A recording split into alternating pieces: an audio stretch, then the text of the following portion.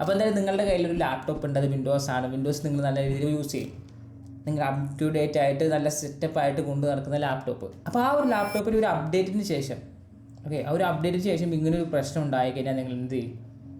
ആരെ തെറി വിളിക്കും? ഫസ്റ്റ് കമ്പനിക്കാരെ വിളിക്കുമോ അല്ലെങ്കിൽ വിൻഡോസുകാരെ വിളിക്കുമോ? അപ്പോൾ ഇതിൽ എനിക്കൊരു ഓപ്ഷൻ ഇല്ല ഞാൻ ആരെ തെറി വിളിക്കുന്നത്. എൻ്റെ ഒരു 2 ഫ്രണ്ട്സിൻ്റെ ലാപ്ടോപ്പ് ഇതുപോലെ അപ്ഡേറ്റിന് ശേഷം വന്നിട്ടുള്ള കലാപരിപാടിയാണ് നിങ്ങൾ നേരത്തെ കണ്ടത്, ഡിസ്പ്ലേയിലുള്ള ആ ഒരു മിന്നിങ്. അപ്പോൾ അങ്ങനെ ആ ഒരു അപ്ഡേറ്റിന് ശേഷം നിങ്ങൾ കാണാൻ പോകുന്നത് നിങ്ങളുടെ ഡിസ്പ്ലേ നല്ല രീതിയിൽ ഫ്ലിക്കർ ആവുന്നതാണ്. അതായത് നിങ്ങളുടെ റിഫ്രഷ് റേറ്റിനേക്കാളും നല്ല രീതിയിൽ അത് ഫ്ലിക്കർ ചെയ്യും. ഇതിനൊരു സൊല്യൂഷൻ ഉണ്ടോ എന്ന് ചോദിച്ചു കഴിഞ്ഞാൽ ദൈവത്തിനും പിന്നെ മൈക്രോസോഫ്റ്റിനും മാത്രമേ ഉള്ളൂ അതറിയാവും. എൻ്റെ ഈ ഒരു ചെറിയ എക്സ്പീരിയൻസിൽ, അതായത് ഇത്രയും ഞാൻ എന്താ പറയുക വിൻഡോസ് എപ്പോൾ തൊട്ട് യൂസ് ചെയ്തു അന്ന് തൊട്ട് ഇന്ന് വരെയുള്ള എക്സ്പീരിയൻസിൽ വിൻഡോസിൻ്റെ പഴയ വേർഷൻ മുതൽ വിൻഡോസ് 10 വരെ ഇങ്ങനത്തെ അതായത് ലാപ്ടോപ്സിൻ്റെ കമ്പോണൻസിൻ്റെ പ്രശ്നം വരുന്ന അപ്ഡേറ്റ്സ് ഒന്നും ഞാൻ അധികം കേട്ടിട്ടില്ല. അതായത് എനിക്ക് അങ്ങനെ വന്നിട്ടില്ല. കമ്പോണൻസിന് പ്രശ്നം വന്നിട്ടില്ലെങ്കിലും പെർഫോമൻസിന് അവരെ നല്ല രീതിയിൽ ഡ്രോപ്പ് വരാറുണ്ട്. പക്ഷെ നമുക്ക് പെർഫോമൻസ് ഡ്രോപ്പ് പിന്നെ നമുക്ക് സഹിക്കാം. കാരണം നമുക്ക് എന്താ പറയുക ഇത്തിരി തെർമൽ മാനേജ്മെൻറ്റും കാര്യങ്ങളൊക്കെ ചെയ്ത് കഴിഞ്ഞാൽ കുറച്ചെങ്കിലും ഒരു ബൂസ്റ്റ് നമുക്ക് കിട്ടും. പക്ഷേ അതുപോലെയല്ല ഇങ്ങനെ ഒരു കമ്പോണൻസ്, അതായത് മെയിനായിട്ട് നമ്മൾ കാണുന്ന ഡിസ്പ്ലേക്ക് ഇങ്ങനെ ഒരു പ്രശ്നം വന്നു. നിങ്ങൾ വിചാരിക്കുക ഇന്നലെ വൈകുന്നേരം നിങ്ങൾ മെയിനായിട്ടൊരു ഇമ്പോർട്ടൻറ്റ് വർക്ക് ഇങ്ങനെ ചെയ്തുകൊണ്ടിരിക്കുകയാണ്, ചെയ്ത് പകുതിയായിട്ട് നിങ്ങൾ എന്താ പറയുക ഷട്ട് ഡൗൺ ചെയ്ത് ഓഫ് ചെയ്തു. ഷട്ട് ഡൗൺ ചെയ്യുന്ന സമയത്ത് ഓട്ടോ അപ്ഡേറ്റ് ആയി. അതായത് ഇപ്പം അങ്ങനെയാണല്ലോ കുറേ അപ്ഡേറ്റ്സ് ഒക്കെ നമുക്ക് അവോയ്ഡ് ചെയ്യാം. പക്ഷേ ഒരു സമയം എത്തുമ്പോൾ നമുക്ക് എന്താ പറയുക അപ്ഡേറ്റ് ചെയ്യാതെ ഷട്ട് ഡൗൺ ചെയ്യാനോ റീസ്റ്റാർട്ട് ചെയ്യാനോ നമുക്ക് ഓപ്ഷൻ ഇല്ല. അപ്പോൾ സ്വാഭാവികമായിട്ട് നമ്മൾ ഷട്ട് ഡൗൺ ചെയ്യും, shut down and update restart കൊടുത്ത് ഷട്ട് ഡൗൺ ചെയ്ത് അടച്ചു വയ്ക്കും.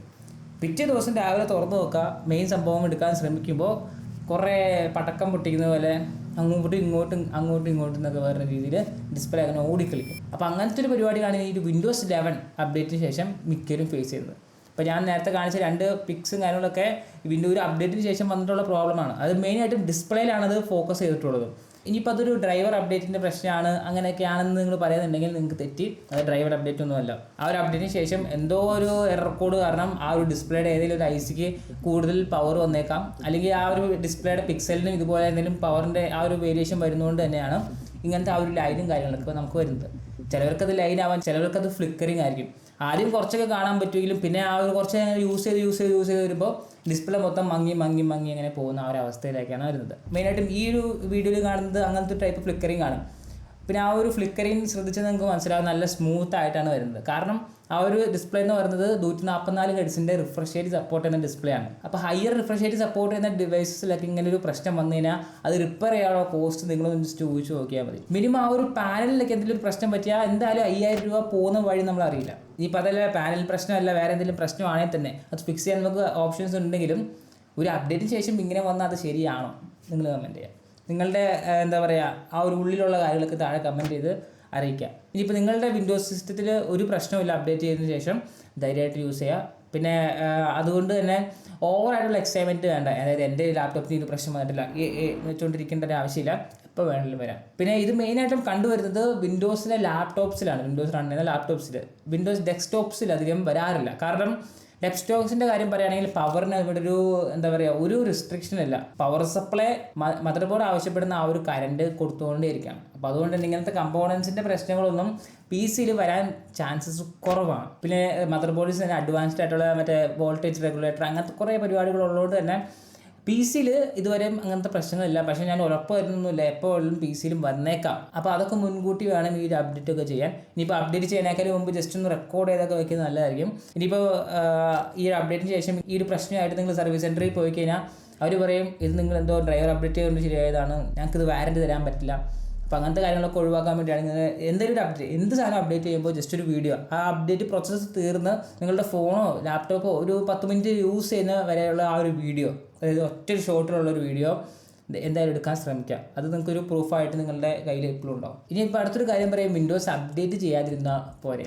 നിങ്ങൾക്ക് എത്ര ദിവസം ഈ ഒരു അപ്ഡേറ്റ് ചെയ്യാതിരിക്കാൻ പറ്റും? സാധാരണക്കാരനെ ചെയ്യാൻ പറ്റുന്ന മാക്സിമം കാര്യം എന്ന് പറഞ്ഞാൽ ആ ഒരു സെറ്റിങ്സിൽ പോയിട്ട് അപ്ഡേറ്റ്സിൻ്റെ അവിടെ ചെക്ക് ചെയ്ത് കഴിഞ്ഞാൽ നിങ്ങൾക്ക് പോസ് അപ്ഡേറ്റ്സിന് ഒരു ഓപ്ഷൻ ഉണ്ട്. ആ ഒരു ഓപ്ഷനിൽ നിങ്ങൾക്ക് മാക്സിമം 5 ആഴ്ചത്തേക്കാണ് ഈ ഒരു അപ്ഡേറ്റ്സ് ഒക്കെ പോസ് ചെയ്യാനുള്ള ഓപ്ഷനുള്ളൂ. ഇപ്പോൾ 5 ആഴ്ച കഴിഞ്ഞിട്ട് വീണ്ടും ഓട്ടോ അപ്ഡേറ്റ് ആവും. പറയാൻ പറ്റില്ല. വിൻഡോസിൻ്റെ കാര്യമാണ്, ഓരോ ദിവസവും കുറേയധികം അപ്ഡേറ്റ്സ് വന്നുകൊണ്ടിരിക്കുകയാണ്. ക്യുമുലേറ്റീവ് അപ്ഡേറ്റ്സും അതും ഇതൊക്കെ ആയിട്ട് പല രീതിയിൽ വന്നുകൊണ്ടിരിക്കുകയാണ്. പക്ഷേ നിങ്ങൾ പേടിക്കേണ്ട ഒരു ആവശ്യമില്ല. വിൻഡോസ് അപ്ഡേറ്റ്സ് പെർമനൻ്റ് ആയിട്ട് നമുക്ക് ബ്ലോക്ക് ചെയ്യാൻ പറ്റും. പക്ഷേ ഞാനിത് ഒരിക്കലും റെക്കമെൻഡ് ചെയ്യുന്നില്ല. ഇതിപ്പം 2 പഞ്ചിലും കാല് വയ്ക്കുന്ന പോലെയാണ്. അപ്ഡേറ്റ് ചെയ്യാതിരിക്കാനും പറ്റില്ല, ചെയ്ത് കഴിഞ്ഞ് ഇങ്ങനത്തെ പ്രശ്നമാണ്. അപ്പോൾ എൻ്റെ ഒരു തോട്ട്സ് പറയുകയാണെങ്കിൽ ഈ ഒരു രണ്ടാമത് പറയുന്നത് പെർമനൻ്റ് ആയിട്ട് അപ്ഡേറ്റ്സ് ബ്ലോക്ക് ചെയ്യുന്നൊരു പരിപാടി നല്ലൊരു ശീലമല്ല. കാരണം നമുക്കറിയാം വിൻഡോസ് ലാപ്ടോപ്സ് ആണ് അറ്റാക്കേഴ്സ്. നമ്മളെന്തായാലും ക്രാക്കൊക്കെ യൂസ് ചെയ്യുന്നവരാണ് കുറേ പേര്. ഓക്കെ, ഞാൻ അടക്കം യൂസ് ചെയ്യാറുണ്ട്. അപ്പോൾ ടെക്നോളജി വളർന്നുകൊണ്ട് തന്നെ നിമിഷം നേരം മതി എന്തെങ്കിലുമൊക്കെ ഒരു ഇൻഫർമേഷൻ നമ്മുടെ സിസ്റ്റത്തിൽ നിന്ന് അവർക്ക് എടുക്കാൻ. അപ്പോൾ അതുകൊണ്ട് തന്നെ പെർമനൻ്റ് ആയിട്ട് ഈ ഒരു അപ്ഡേറ്റ് ബ്ലോക്ക് എന്ന കാര്യം ഞാൻ സജസ്റ്റ് ചെയ്യുന്നില്ല. പക്ഷേ ഞാൻ പറഞ്ഞുതരാം എങ്ങനെയാണ്. അപ്പോൾ അതിനായിട്ട് നിങ്ങൾ ജസ്റ്റ് നിങ്ങളുടെ വിൻഡോസ് +R ക്ലിക്ക് ചെയ്യാം.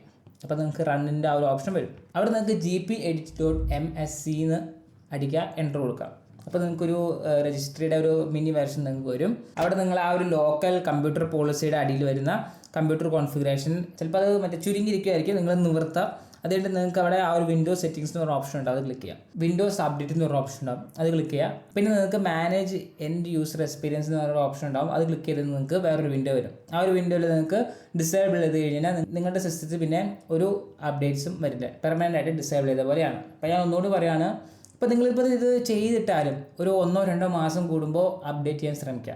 കാരണം വൾനറബിലിറ്റി ആണ്, വിൻഡോസ് ലാപ്ടോപ്പാണ്, എന്തും എപ്പോൾ ഉള്ളതും സംഭവിക്കാം. അപ്പോൾ അങ്ങനത്തെ ഒരു സെക്യൂരിറ്റി കൺസേൺ ഉള്ളതുകൊണ്ട് തന്നെ ഇപ്പോൾ നിങ്ങളിപ്പം ആൻറ്റിവൈറസ് ഒക്കെ യൂസ് ചെയ്യുന്നുണ്ടെങ്കിൽ ഞാൻ പറയുകയാണെങ്കിൽ ആൻറ്റിവൈറസിൻ്റെ ഒന്നും ഒരു ആവശ്യമില്ല ശരിക്കും ഇപ്പോൾ. കാരണം വിൻഡോസിൻ്റെ ആ ഒരു ഡിഫൻഡർ തന്നെ അത്യാവശ്യം പവർഫുൾ ആയിട്ടാണ് വർക്ക് ചെയ്യുക. പക്ഷേ അത്ര പവർഫുൾ അല്ലെങ്കിലും ഒരു 80% അത് നല്ല രീതിയിൽ സെക്യൂർ ആണ്. അപ്പോൾ അതുകൊണ്ട് തന്നെ അത് യൂസ് ചെയ്യുന്നതായിരിക്കും നല്ലത്. വേറെ അഡീഷണൽ ആയിട്ടുള്ള സംഭവം കയറ്റി അതിൻ്റെ നോട്ടിഫിക്കേഷനും കൂടി വന്ന് പിന്നെയും കമ്പ്യൂട്ടറിന് കുറേ ലോഡ് കൊടുക്കുന്ന പരിപാടിയാണ് നിങ്ങൾ ചെയ്യുന്നതെങ്കിൽ, ഒന്നാമത് നിങ്ങൾ ലോഡും കൊടുക്കുന്നുണ്ട്, ഈ അപ്ഡേറ്റ്സിൻ്റെ കൂടെ ഹീറ്റും ആവുന്നുണ്ട്, അതിൻ്റെ കൂടെ കുറേ പ്രശ്നങ്ങൾ വന്നേക്കാം, വരാതിരിക്കാം, അങ്ങനെ പല പ്രശ്നങ്ങളും നമ്മൾ ആ ഒരു ലാപ്ടോപ്പിൽ കാണേണ്ടി വരും. അപ്പോൾ അതുകൊണ്ട് തന്നെ പുതിയ അപ്ഡേറ്റ്സ് ഒക്കെ ചെയ്യുമ്പോൾ അപ്പോൾ ചെയ്യാതിരിക്കുന്നതായിരിക്കും ഏറ്റവും ബെസ്റ്റ്. ഇനിയിപ്പോൾ അതെല്ലാം നിങ്ങളുടെ കൂടെയുള്ള ആർക്കെങ്കിലും ലാപ്ടോപ്സ് അവരൊക്കെ ഈ ഒരു അപ്ഡേറ്റ് ചെയ്തു, അപ്പോൾ അതുകൊണ്ട് ഞാനും അപ്ഡേറ്റ് ചെയ്തേക്കാം എന്നങ്ങനെ ഒരു വിചാരം നിൽക്കുന്നുണ്ടെങ്കിൽ അത് തെറ്റിപ്പോയി. കാരണം വിൻഡോസിൻ്റെ കാര്യം എന്ന് പറഞ്ഞു കഴിഞ്ഞാൽ പല ബ്രാൻഡ്സും പല രീതിയിലാണ് അവരുടെ കമ്പോണൻസും കാര്യങ്ങളൊക്കെ വരുന്നത്. ഇപ്പോൾ ഫോൺ പോലെയൊന്നും അല്ല. ഇനിയിപ്പോൾ നിങ്ങളുടെ സെയിം ലാപ്പ് തന്നെയാണ് നിങ്ങളുടെ ഫ്രണ്ടിനുള്ളെങ്കിൽ പിന്നെ കുഴപ്പമില്ല, നിങ്ങൾക്കൊരു അഡ്ജസ്റ്റ്മെൻറ്റിൽ അങ്ങനെ അപ്ഡേറ്റ് ചെയ്ത് പോകാം. അപ്പോൾ എന്തായാലും ഈ ഒരു വിൻഡോസ് അപ്ഡേറ്റ് ഒക്കെ ചെയ്യുമ്പോൾ കുറച്ചുകൂടി ശ്രദ്ധിക്കുക. ഇങ്ങനത്തെ എന്താ പറയുക, ഡിസ്പ്ലേക്കൊക്കെ കംപ്ലൈൻറ്റ് വന്നു കഴിഞ്ഞാൽ പിന്നെ നമുക്കൊന്നും ചെയ്യാൻ പറ്റില്ല.